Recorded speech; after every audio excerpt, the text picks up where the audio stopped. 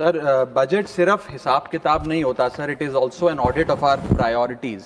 ये बताता है कि देश में किसे रिलीफ मिलेगा, किसे वेट करने के लिए कहा जाएगा और किसे एडजस्ट करने के लिए कहा जाएगा।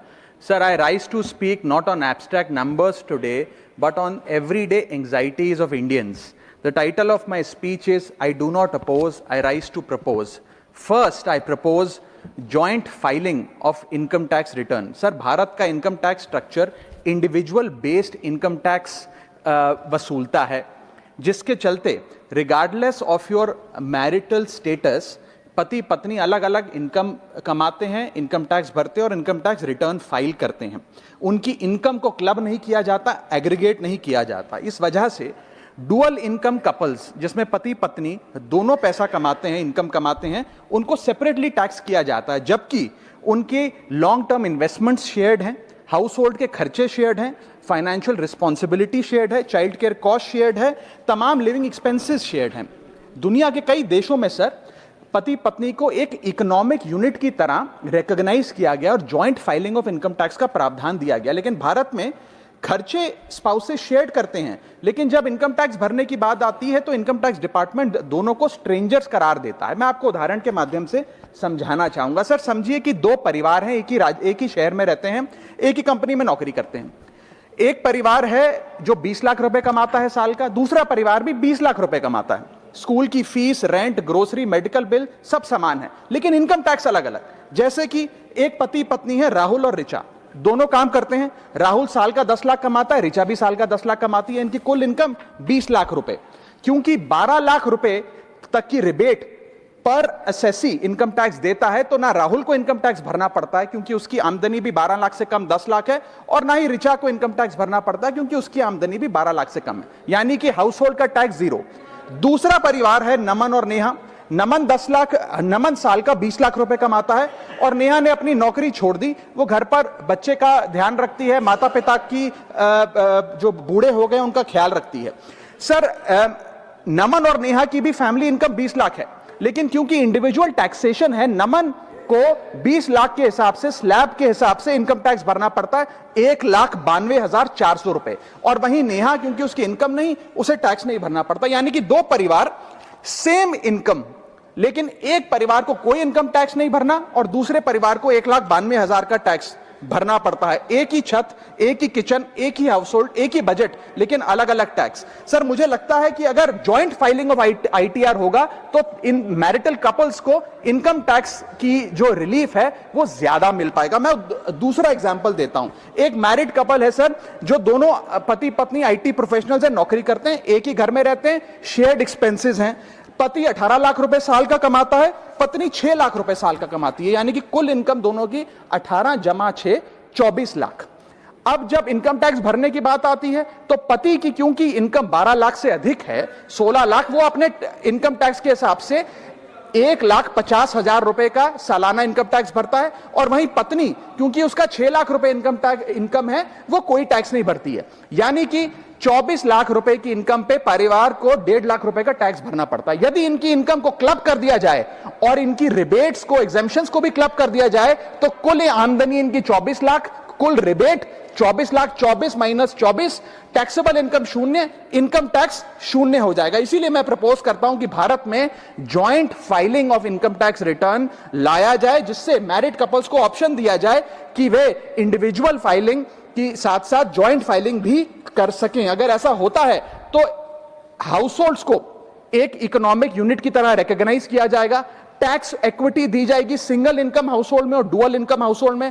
थर्ड, सिंगल इनकम अर्नर को अनयूज्ड एग्जेम्पशन अपने स्पाउस की यूज करने का मौका मिलेगा।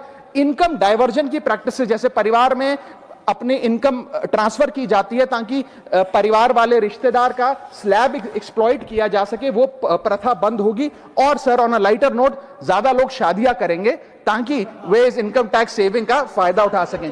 सर, इंटरनेशनल कंपैरिजन मैं करना चाहूंगा। यूनाइटेड स्टेट्स, जर्मनी, फ्रांस जैसे देशों में जॉइंट आईटीआर का सिस्टम लागू है। सर, हमारा इनकम टैक्स स्ट्रक्चर कंपनियां रिकॉग्नाइज करता है, पार्टनरशिप रिकॉग्नाइज करता है, कॉर्पोरेशन रिकॉग्नाइज करता है, यहां तक कि हिंदू अनडिवाइडेड फैमिली को एज एन एसएससी रिकॉग्नाइज करता है। लेकिन हमारे समाज का मोस्ट फंडामेंटल इकोनॉमिक यूनिट, एक न्यूक्लियर फैमिली, पति पत्नी को as one single economic unit recognise नहीं करता, जो करना चाहिए। Sir, my second submission is I propose remove tax on disability pension on armed forces. Sir, एक सैनिक जब बॉर्डर पर गोली खाता है तो या तो वो शहीद हो जाता है, या यदि वो बच जाता है तो उसके शरीर का कोई अंग वो खो देता है, डिसेबल हो जाता है। इसके चलते सरकार उसे डिसेबिलिटी पेंशन देती है। ये कोई एहसान नहीं है, ये इनाम नहीं है, ये मुआवजा है, क्योंकि उसने देश की रक्षा करते हुए अपना एक अंग खो दिया, अपनी एक चीज, अपनी जीवन, अब वो एक रिड्यूस्ड क्वालिटी ऑफ लाइफ जिएगा। लेकिन विडंबना है कि आज हम इस डिसेबिलिटी पेंशन पर भी इनकम टैक्स लगाने जा रहे हैं। इस यूनियन बजट 2026 में फाइनेंस मिनिस्टर ने tax exemption on disability pension को विड्रॉ किया है, और 1922 से डिसेबल पेंशन आर्म्ड फोर्सेस को जो दी जा रही थी उसमें कोई इनकम टैक्स नहीं था। पहली बार 1922 से लेकर आज तक कोई इनकम टैक्स नहीं लगा, लेकिन अब हम उस पर इनकम टैक्स लगाने जा रहे हैं, जो कि ठीक नहीं है। मैं आपको एक उदाहरण के माध्यम से समझाना चाहूंगा। एक सोल्जर जो 20 साल का जब था, उसने भारतीय फौज को ज्वाइन किया। 25 साल सर्विस करने के बाद एक्सट्रीम कंडीशंस में उसने दिवाली बंकर में मनाई, ईद बॉर्डर पे मनाई, क्रिसमस के दौरान पेट्रोलिंग करी, अपने बच्चों के बर्थडे, अपनी मैरिज एनिवर्सरी, सुख दुख के मौके सब मिस किए। लेकिन उसने अपने सैक्रिफाइस को कभी टैक्स लैब और टैक्स एग्जेम्पशन के चश्मे से नहीं देखा। लेकिन जब ऑपरेशन के दौरान किसी इंजरी के चलते वो अपना कोई अंग खो देता है और मेडिकल बोर्ड उसे 40 से 50% डिसेबल घोषित कर देती है, तो उसके पास दो चॉइसेस होती हैं। या तो वो सर्विस छोड़ दे और पेंशन लेने शुरू लग जाए। अगर सर्विस छोड़ के वो पेंशन लेने लग जाता है तो उसकी पेंशन एग्जेम्प्ट है। लेकिन अगर वो सर्विस नहीं छोड़कर अपनी पूरी टेन्योर काम करता है, अपाहिज होने के बाद, डिसेबल होने के बावजूद भारत माता की सेवा में कार्यरत रहता है, तो उसको डिसेबिलिटी पेंशन जब मिलती है रिटायरमेंट के उपरांत, तो उस पर इनकम टैक्स इस अमेंडमेंट के द्वारा लगाया जा रहा है। सर, ये करके हम एक प्रकार से दो category of wounded soldiers create कर रहे हैं, जिसमें दर्द सहकर जो फौजी ज्यादा काम करता है उससे ज्यादा टैक्स लिया जाएगा। हम अननोइंगली पनिश कर रहे हैं सैनिकों को घायल होने के बाद जो काम करते हैं। So we are penalising courage, we are taxing endurance.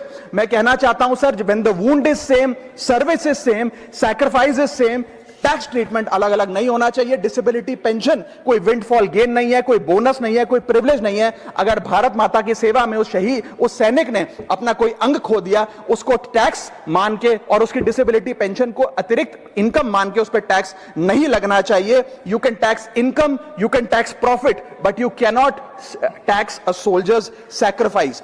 Sir, मैं बस यही कहना चाहूंगा कि एक ग्रेटफुल नेशन एक हाथ से सोल्जर को सल्यूट और दूसरे हाथ से इनकम टैक्स का नोटिस नहीं दे सकता। इसे विड्रॉ करना चाहिए and restore full income tax exemption on disabled pension for all army personnel. Sir, third मेरा प्रपोजल है no bank charges for not maintaining minimum account balance.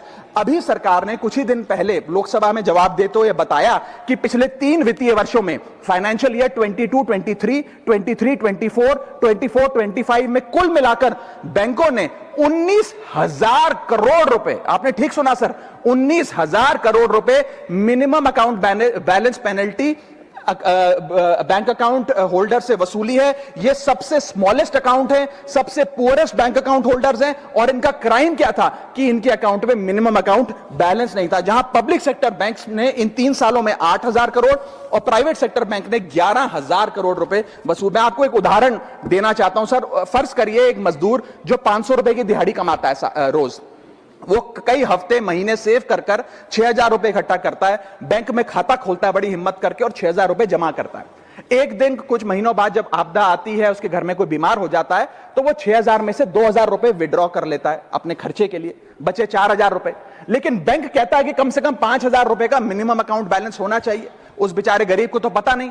जब वो 6 महीने बाद अपने ये 4,000 रुपए भी बैंक से लेने जाता है, तो पता लगता है कि 100 रुपए प्रति महीना के हिसाब से पिछले 6 महीने में बैंक ने 600 रुपए काट लिया।